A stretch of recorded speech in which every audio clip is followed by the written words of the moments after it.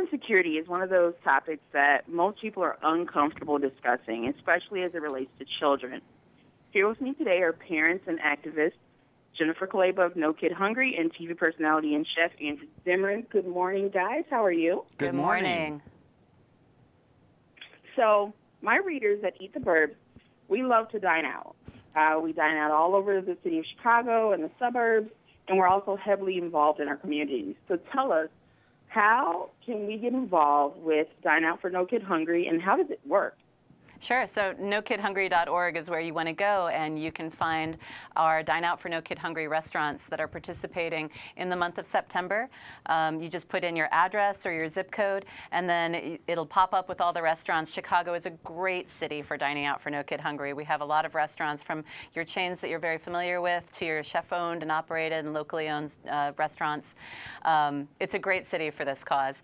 And when you put your restaurant in and it pops up, you just go dine out. And when you donate at the restaurant, that $1 that you donate or whatever the amount is, you get coupons back or some sort of great promotion back in return for your generosity. And you know that you're also putting 10 meals in front of a child in need through No Kid Hungry's programs with our partners all across the country.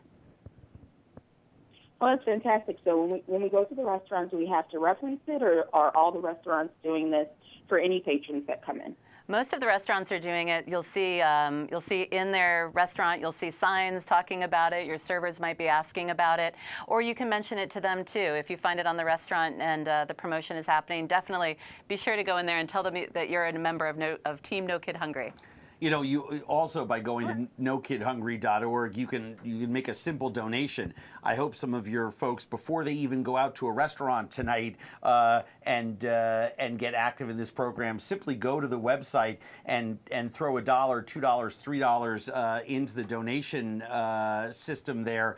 Your money is desperately needed. This is a solvable problem. We waste 40% of our food in this country, and 1 in 5 children, in fact, the same percentage holds true for adults. 20% of our population is food insecure. I mean, this is something that we can and should, we can solve it, and we should not be talking about it, and yet we have to. And as you indicated at the top with your commentary, there is shame and stigma associated with this. Hunger looks very different in America than it does in other places around the world. Certainly a lot of the communities that I travel in the third or fourth or even the fifth world cultures, you know, this is, you know, we live in a society where everybody wants to put up a very nice front.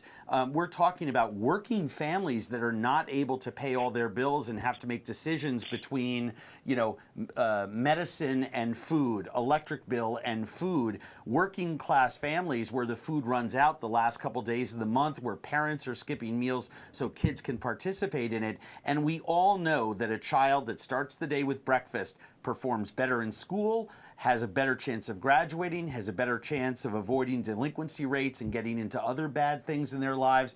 Everything starts with food. Food is central to our lives.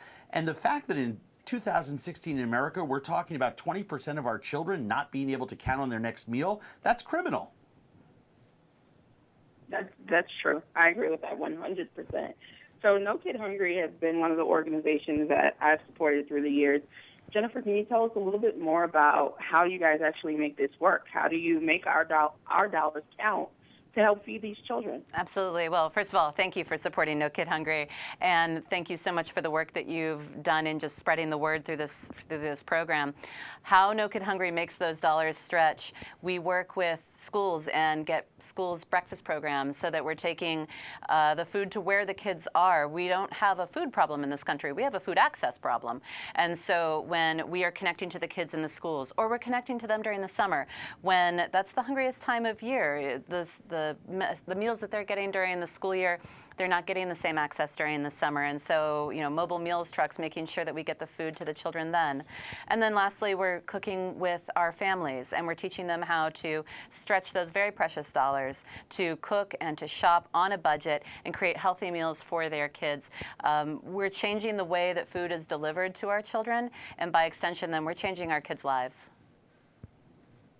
This is wonderful.